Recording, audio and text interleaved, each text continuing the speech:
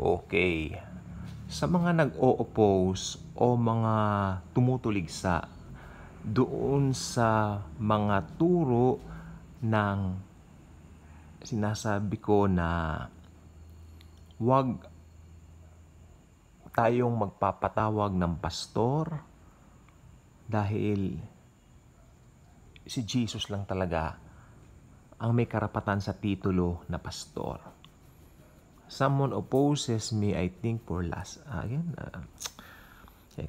last week siguro yon about a vlog I did regarding that matter, no? But right now, para hindi po magkaroon ng confusion, isang talata lang ang gagamitin ko. And when it comes to English Translation Bible, accurate po talaga ang KJV dito sa usaping ito. So sana bigyan po natin ng atensyon. Kung kinakailangan ko pong isa-isahin yung mga salita, gagawin ko po. Para ito pong isyong ito ay mapatunayan natin na ito ang tama. Ito ang totoo. Ito ang biblical. Okay? Hindi po ito pakikipagtuligsaan, pakikipag-debate. Go back to the Bible. Go back to Jesus. Go back to His love. Go back to His simplicity. Okay, ang talata po natin, KJV po ito. So, yeah, the best, pinakamalapit, no? Na salin. Ito mula sa Griego o yung Greek. Ito po yung Matthew 23. Okay, Matthew chapter 23 verse 8. Nito nga pong, anong tawag dito? Usaping ito ng KJV. Okay, under KJV translation. Okay. Bakit hindi dapat tawaging pastor ang kahit na sino? Okay, ito po siya. But be not ye called rabbi, for one is your teacher. Alam niyo kung bakit sinabing for one is your teacher? Kasi yung rabbi, it means teacher, no? Kaya sabi niya, but be not ye called rabbi, for one is your teacher, even Christ. Doon muna tayo. Sabi ko, medyo cool lang tayo. Huwag tayo nagmamadali, no? 8:30 pa lang naman ang gabi. So, cool. So, one is your teacher, Christ. Ibig sabihin yan, ang emphasis niyan, yung title. Yung title. Bakit ko nasabi? Sorry. Bakit ko nasabi na yan ay title? Kasi tignan yung susunod. One is your teacher, even Christ. Anong sabi yung susunod? And all ye are brethren. Tagalog natin.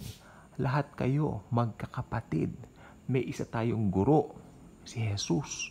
Pero lahat tayo magkakapatid. Okay, doon muna tayo. Huwag muna tayong pumunta rin sa iba kasi mahaba siya, no? Okay. Ibig sabihin yan, yung title, the title itself belongs to Christ alone. Amen? Amen. Pero, yun pong mga function bilang pastor, nakalagay dito, and all ye are brethren. Para sa lahat ng brethren yun. We can function as pastors, apostles, at marami pang iba. Even prophets, o may gift ka ng prophets. Iba-iba kasi ang gifts natin. May nagpa-function ng pastor, apostles, iba depende sa gift. Meron ding mapanaginipin. May mga mapanalanginin. O yan. Hindi nakakalito. Atin lang pong himay-himayin. Okay. Sabi pa dito, ito yung malupit dito. And call no man your father upon the earth. Again, and call no man your father upon the earth. Meron pong nagpiloso po sa akin dati, o sa amin dati, isang bahay. sa pinuntahan namin. Umaga, nag-serve pa ng merienda sa amin eh. And then, nung binanggit namin ito, sabi niya nga, paano ko tatawagin ng tatay ko, ika? Ako nga. Talaga naman kako. Sabi ko, Uncle, ibig lang sabihin ng talata niyan, do not call anyone your father when it comes sa pananampalataya. Yun. I hope na-gets po niya. Nakalimutan ko na po kung ano na yung naging conversation, no? Pero, and call no man your father upon the earth when it comes, sa faith. Why? Because, for one is your Father which is in heaven. Amen. Ayan pong ibig sabihin yan. Ito pang isa. Neither be ye called masters. Ayan. Neither be ye called masters, for one is your master, even Christ. Si Christ na naman. Una, siya ang teacher natin. And then, siya rin ang master natin. Again, refers to the title. Pero yung function, I'm so sorry, umuubo po ako.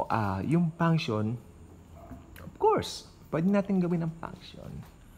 But he that is greatest among you shall be your servant. Again, but he that is greatest among you shall be your servant. And whosoever shall exalt himself shall be abased. Ayan, pamilyar tayo dyan. And he that shall humble himself shall be exalted.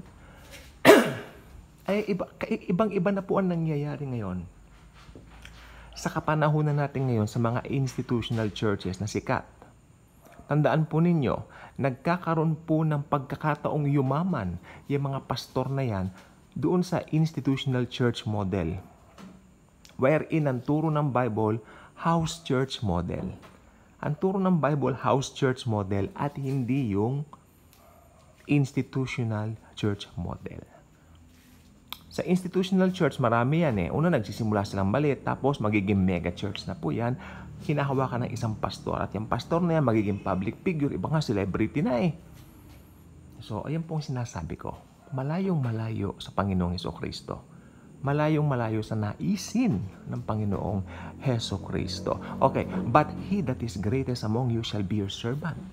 Taliwas po yan doon sa pinanggalingan kong church. Maniwala po kayo. Or should I say doon sa pinanggalingan kong institution. Institutional church. Ang layo. Pag tinawagan niya kami sa telepono, maski ino-off ko na yung telepono, magpapapunta pa ng tao, kumusta na, gano'n. Hindi siya concerned doon sa, anong tawag dito doon, kung ano man yung problema ng pamilya, ng taong yun, basta ang gusto niya, pag gusto niyang ipapatawag niya. Naalala ko po dati yan, hindi ko makakalimutan. So, alam ko ang sinasabi ko. Concerned lang po ako sa inyo. Okay, susunod. And whosoever shall exalt himself shall be abased. I hope during this time nagrepent na po sila. I'm really hoping. Pero iba yata ang narinig ko pa, parang hindi. So, bahala ng Panginoon, no? Sabi niya rito, and whosoever shall exalt himself shall be abased. And he that shall humble himself shall be exalted. That's biblical. Hindi gusto ng Panginoon ng mayabang. Ayaw na ayaw ni Jesus ang hambog mayabang. Ang dami ko nakitang pastor hambog. Nagsisiraan pa sila. Ako pang kinakausap. Sisiraan yung isa. Sabi ko, brethren, magkakapatid po tayo. So, may mga kahinaan ng tao, oo, pero ito po hindi magandang ehemplo. That's why kailangan maiparating ito sa mga tao na talagang may puso sa ganitong mga topic para kung talagang naiintindihan nyo na po, pwede nyo pong magpasimula tayo ng mga house churches. Kasi it's about time. Mapaparating na ang Panginoon. Marapit na pong mag-rapture. How about that na niya tayo according sa gusto niyang mangyari?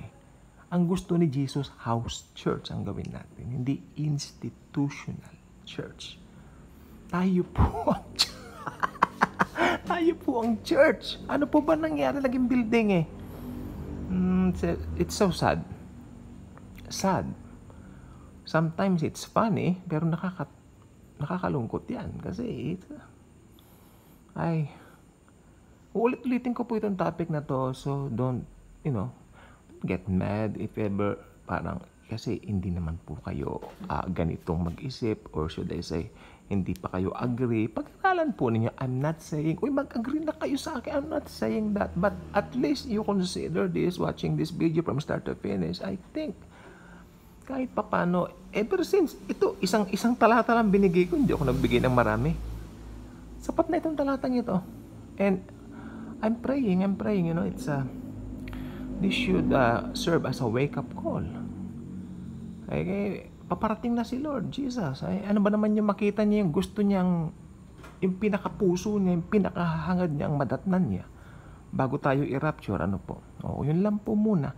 Kaya kung hindi pa kayo nakasubscribe, paki-consider naman pong subscribe, click the notification bell, and then, anong tawag dito? Like nyo, i-share nyo, kasi sharing is caring. And after sharing, I'm praying, that may mga minds na mabubuksan natin. Talaga, oo nga nasa Bible Nasa Bible. Open the Bible. Please, go back to the Bible. Go back to Jesus. Go back to His simplicity. Jesus is simple, and yet powerful. Thank you. And Jesus truly loves us all.